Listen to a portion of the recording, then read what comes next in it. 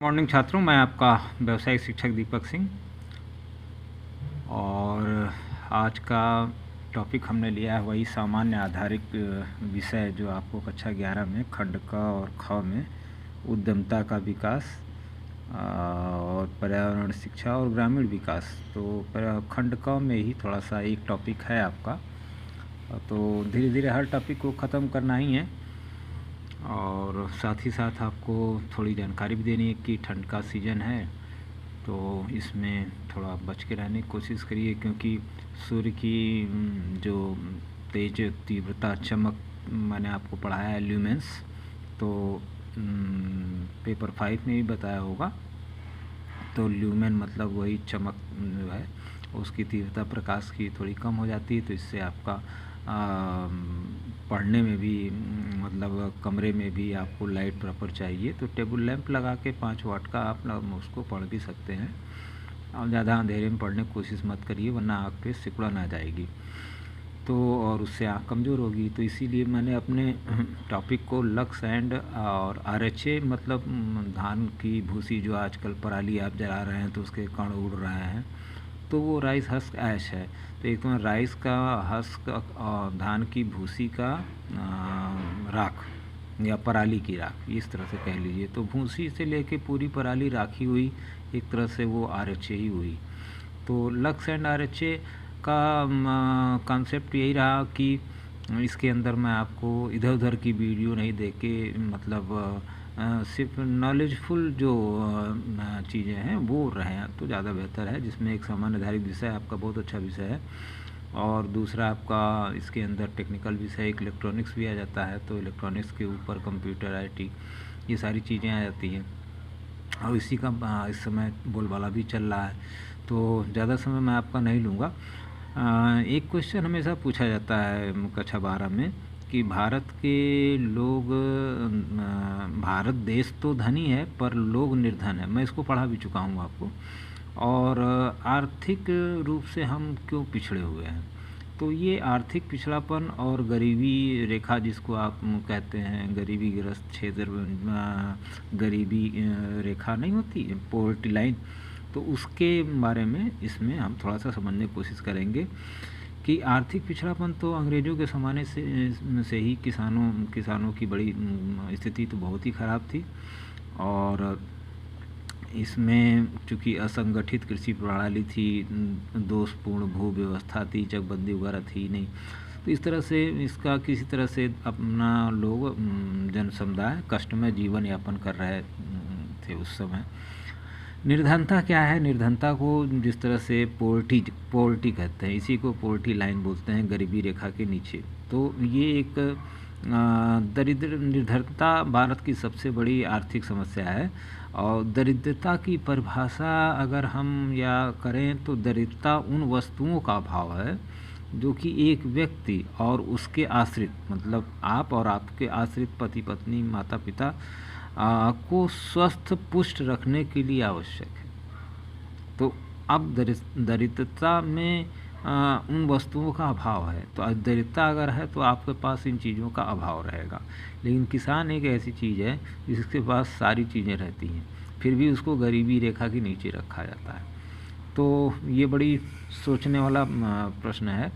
आप ध्यान से अगर सोचो तो 1 एकड़ का किसान सफिशिएंट है अपना अनाज खाने में, उपजाने में, रहने में। थोड़ा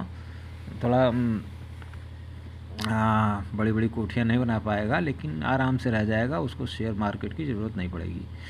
इसका अर्थ क्या है? निर्धनता के गरीबी की पहचान करना ही परिभाषित करना भी उतना कठिन है। तो इसको 2 तरह से, एक सापेक्षित और एक निरपेक्षित, 2 तरीके से जो है निर्धनता मापी जाती है। और भारत में अगर देखें आप, तो मैं इसका फ़ोटो दे दूंगा, पेज आप पढ़ लेंगे। निरपेक्षित जो है इंडिया में अगर देखें तो निरपेक्षित एब्सोल्यूट मेजरमेंट जिसे कहते हैं, न्यूनतम आय उपभोग के स्तर पर आधारित होती है। तो इसका प्रतिमान यही है। और गरीबी रेखा किसे कहेंगे कि जिसके लिए कि न्यूनतम पोषक मात्रा, मतलब आदमी को मौद्रिक मान प्रति को उपभोग को प्रदर्शित करता है।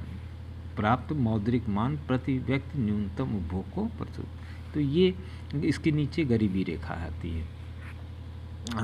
और इसकी चरम सीमा आप देखिए, पीडी ओझा साहब ने औसत रूप से गरीब लोगों के लिए 2250 कैलोरी ऊष्मा, तो कैलोरी ही आप खाते हैं, केला में हो या दाल में हो या चावल में हो, ये कैलोरी ही होती है। तो हर जगह ऊर्जा जो है, ऊर्जा का मात्रक कैलोरी होता है, आप जानते ही इलेक्ट्रॉनिक्स के छात्र हैं। तो ऊष्मा का मात्रक भी कैलोरी होता है। तो ये इतना कैलोरी चाहिए एक आदमी को कम से कम, ये मिनिमम है। और अगर आप डॉक्टर के यहाँ जाएँ तो वहाँ चार्ट में देखेंगे तो बच्चे से लेके औरत और बड़े तक का और बुजुर्ग तक का आपको मिल जाएगा ये चार्ट। आप गूगल से भी मांग सकते हैं कि एक आदमी को, दौड़ने वाले, भागने वाले, कूदने वाले को कितनी कैलोरी ऊष्मा चाहिए होती है।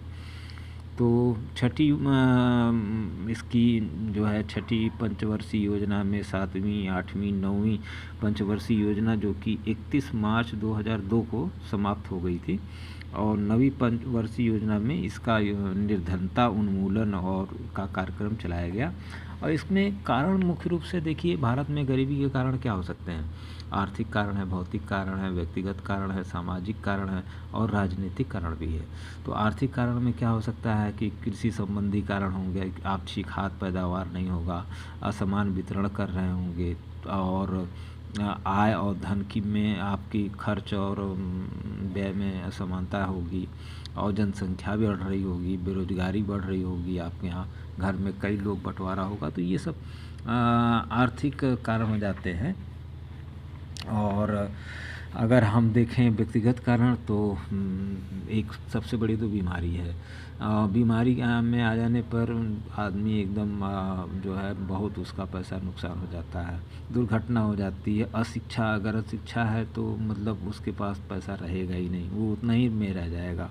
आलस्य एक बहुत बड़ी मतलब ये तो आलस्य कुतो विद्या, तो आलस्य के पास विद्या कहाँ से रहती है? तो अन्य कारण भी हैं, भौतिक कारण हैं, प्रतिकूल मौसम है, सामाजिक कारण हैं, दोषपूर्ण शिक्षा प्रणाली है, और मकानों की दुर्व्यवस्था है, गृह शिक्षा का अभाव है, घर में जो संस्कार नहीं दिए जा रहे हैं। राजनीतिक कारण भी हैं, क्या पहले तो अंग्रेज राजनीति करते थे, तो अंग्रेज थे वो राजनीति कर रहे थे, उनके अधीन रहा तो उनके हिसाब से चलता रहा, और इंग्लैंड के हितों को ध्यान में रख के ये सब काम करते रहे। आज की डेट में तो आप जान ही रहे हैं, फिर जमींदारी प्रथा आई, फिर वो हटा, फिर उसके बाद फिर महात्मा गांधी जी ने आगे बढ़ाया काम को। तो फिर भारत में आर्थिक पिछड़े कुछ उपाय भी दिए गए कि कृषि में सुधार किए जाएं, पुराने औजारों को हटा के नए औजार आएँ।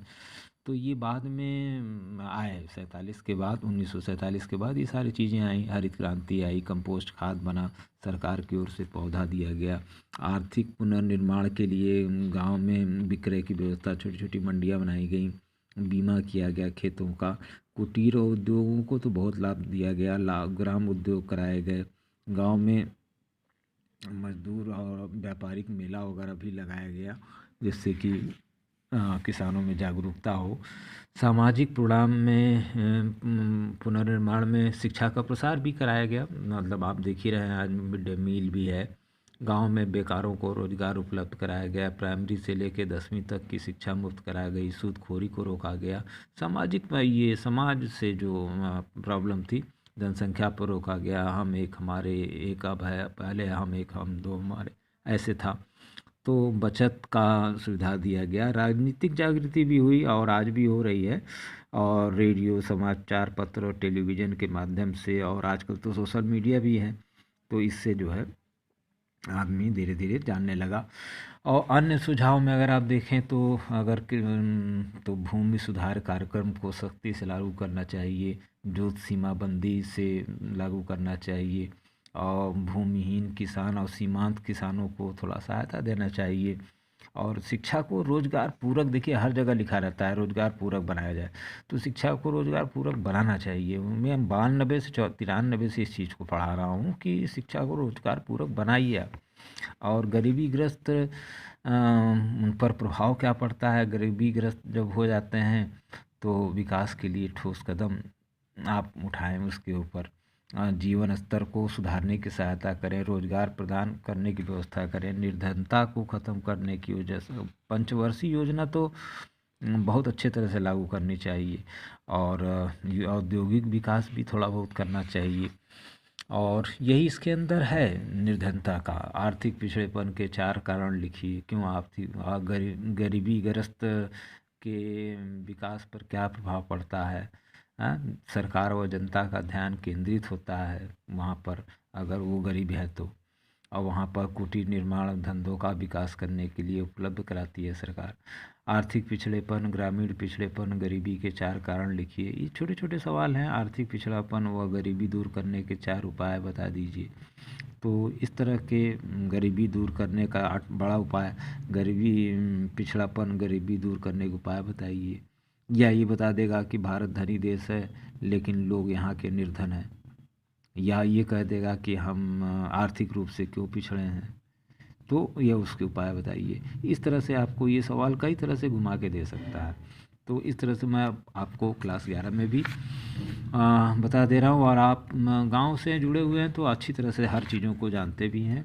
और एनसीसी के भी कोई डेट नहीं आई है, लेकिन इस हफ्ते में दिसंबर में हम मानक के चला जा रहा है कि ज़रूर आएगी, क्योंकि एग्ज़ाम तो आपने दिया ही है। अब आपको रिजल्ट का इंतजार है, तो रिजल्ट आपको मिलेगा ही मिलेगा। और साथ ही साथ आप क्लास में भी अपना थोड़ा उपस्थिति बनाएं, और साथ ही में थोड़ा ठंड से बचने की कोशिश ज़रूर करिएगा, क्योंकि ठंड में वैसे जल्दी कोई बीमार तो नहीं होता, लेकिन अगर वो ढंग से अपना उठे बैठे और व्यायाम वगैरह करे तो ठंड में जल्दी कोई बीमार नहीं होता। क्योंकि मैंने भी फार्मा में थोड़ा बहुत देखा है, तो जाड़े में डॉक्टरों के यहाँ मरीजों की संख्या बहुत कम दिखाई देती है।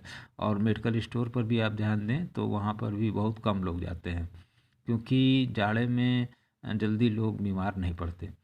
तो इसमें मैं आपको यही कहूँगा कि आप बीमार नहीं पड़ेंगे। आप बस आप अपना चुपचाप थोड़ा सा, जो जिस तरह से आप गांव में रहते हैं उसी तरह से रहिए। और अब प्रकृति के साथ जब ठंडा होता है तो थोड़ा सा गांव में कौड़ा वौड़ा तापा जाता है ना, तो उसकी सेवा लीजिए एकदम। और थोड़ा सोशल डिस्टेंसिंग बना के घर में सब कोई रहे तो कोई दिक्कत नहीं आएगी। Many many thanks. और नेक्स्ट में हम पेपर 5 को लेंगे। ये एक अच्छा टॉपिक आया था बीच में, आर्थिक पिछड़ापन और गरीबी ग्रस्त क्षेत्र, तो इससे मैंने उठा लिया।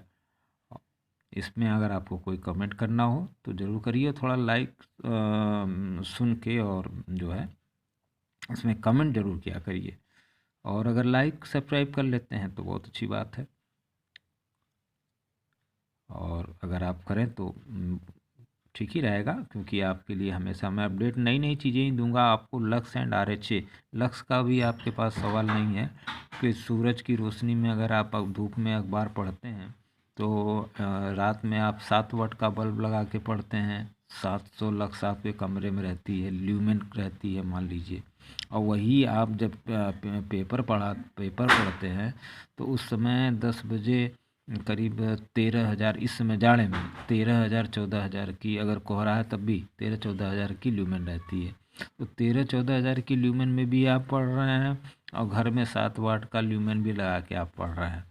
ये एक सोचने वाला प्रश्न है। और दूसरा, RH जो ये पराली का उड़ रहा है, गिर रहा है, अंत में देखिए खाद बन गई। इसमें भी किलो कैलोरी ऊर्जा होती है और ऊष्मा होती है, जिससे कि हम बिजली भी बना सकते हैं। ये टॉपिक मैंने आपको शुरू में ही दिया है। तो लक्स एंड RH हमारा टॉपिक एक ही है, और दोनों एक विषय जो है, ये गूगल पे आप इसको देख भी सकते हैं कि हमारे गायक के लिए कितना ल्यूमेन चाहिए, ल्यूमिनेस चमक चाहिए प्रकाश की, हमारे अपनी आँख के लिए कितनी प्रकाश की चमक चाहिए। इस पर मैंने लक्स एक किताब भी इसमें आपको डाली है, 2000 मतलब 1 साल पहले छपाया, तो 3-4 साल पहले था, लेकिन आपको मैंने तो इसमें डिटेल किया है उसके बारे में। तो मेनी मेनी थैंक्स छात्रों। आज का दिन आपका शुभ हो, और जहाँ भी हैं आप मस्त रहें, खुश रहें, आबाद रहें।